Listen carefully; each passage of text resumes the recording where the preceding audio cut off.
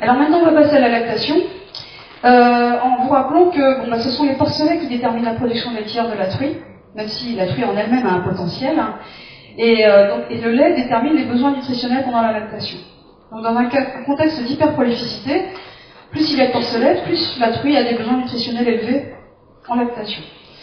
Le problème, c'est que dans le même temps que la taille de portée a augmenté, l'appétit, lui, a très très peu évolué. Donc de ce fait, le contexte d'hyperprolificité nous fait dériver les truies de cet état-là à celle-ci, puisqu'elles souffrent beaucoup plus d'un déficit très intense pendant la lactation. Alors le type de truie, il influence plusieurs des composantes de ce schéma, puisqu'il va déterminer l'appétit, la taille de portée bien sûr, et le potentiel laitier. Mais je rappellerai que ça va influencer ces critères en se superposant à un contexte d'élevage donné. Alors, donc pour mieux alimenter les truies allaitantes, on va s'intéresser au déterminisme des facteurs de variation de l'appétit notamment, et à une meilleure détermination des besoins nutritionnels de la truie pour pouvoir adapter ensuite la gamme d'aliments à ses besoins. Donc je vais prendre un exemple de facteur de variation de l'appétit. Il y a quelque chose, une idée qui traîne beaucoup, comme quoi la taille de portée a un effet massif sur l'appétit. En réalité, lorsqu'on alimente des truies à volonté et qu'on regarde ce qu'elles consomment spontanément, on s'aperçoit qu'il y a une très faible relation entre la consommation moyenne journalière et la taille de portée au sevrage. Par contre, la production laitière, ici, augmente, elle est estimée à partir de la croissance de la portée. Ce que l'on voit principalement sur cette figure, c'est qu'en réalité, la différence principale, elle est entre les primipares et les multipares.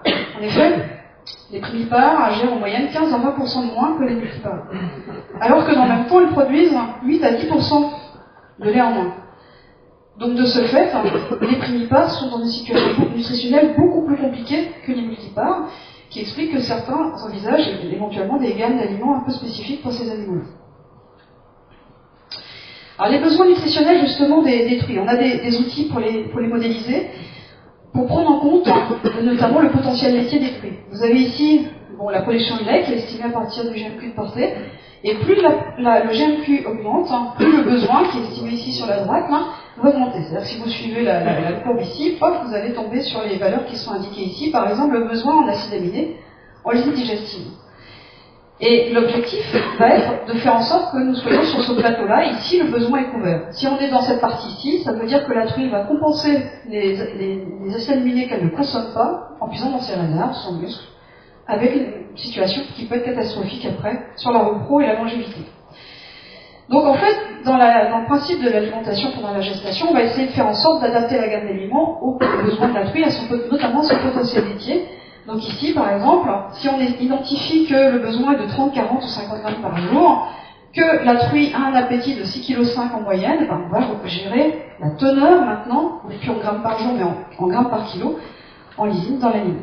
Si la truie mange un peu moins, ici 5,5 kg au lieu de 6,5 kg, il va falloir envisager des teneurs un peu plus élevées, et encore plus élevées si on ne lui donne pas à manger et qu'elle ne mange que 4,5 kg. En pratique, à l'heure actuelle, la plupart des truies ont des besoins qui se situent à peu près dans ces niveaux-là, et en général, on se retrouve avec des gammes d'aliments formulées autour de ces niveaux-ci, qui permet déjà de couvrir, vous voyez, une grande proportion des besoins de la plupart des truies. Alors en conclusion, je dirais que donc, en 25 ans, en 20 ans, on peut discuter, globalement on a observé que le potentiel laitier avait été multiplié par 2 alors que la taille de portée avait augmenté de 20 à 25%. Et dans le même temps, justement, on n'est pas resté à observer ça sans rien faire, il y a eu des avancées dans la nutrition de la truie.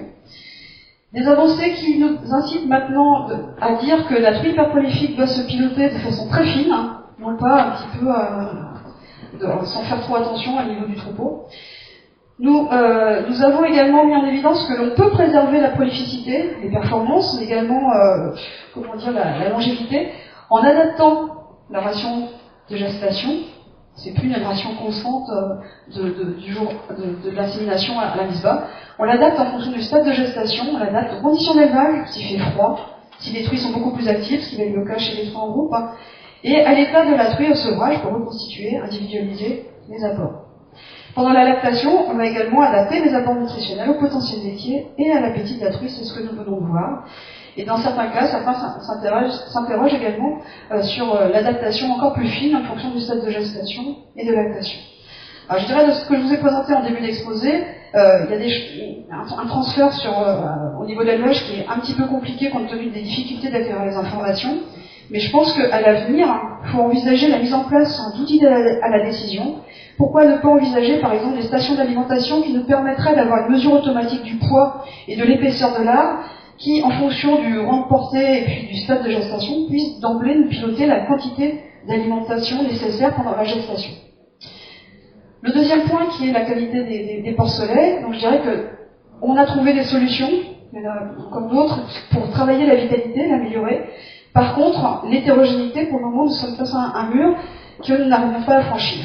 Et c'est l'une des perspectives sur laquelle je voudrais conclure mon exposé, à savoir qu'on se focalise beaucoup à l'heure actuelle sur l'hétérogénéité à la naissance, l'écart type, le coefficient de variation du poids intraporté aux alentours de 20% à la mise bas.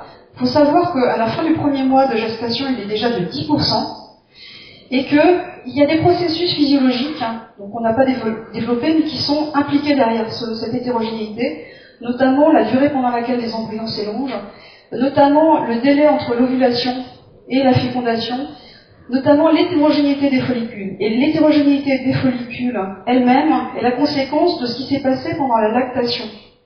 Et notamment du déficit nutritionnel, qui est également fonction de l'état des réserves à la mise bas. Et là, on remonte encore, parce que l'état des réserves à la mise bas dépend de ce qui s'est passé pendant la gestation, donc de la conduite de la truie ou de la cochette pendant la gestation. Et là, du coup, j'ai pas résisté à clore la boucle en disant que la cochette elle-même, on peut s'interroger sur ses caractéristiques intrinsèques de la portée dont elle est originaire, ce qui me permet de faire le lien avec les travaux de la génétique sous-scriptale. Je vous remercie.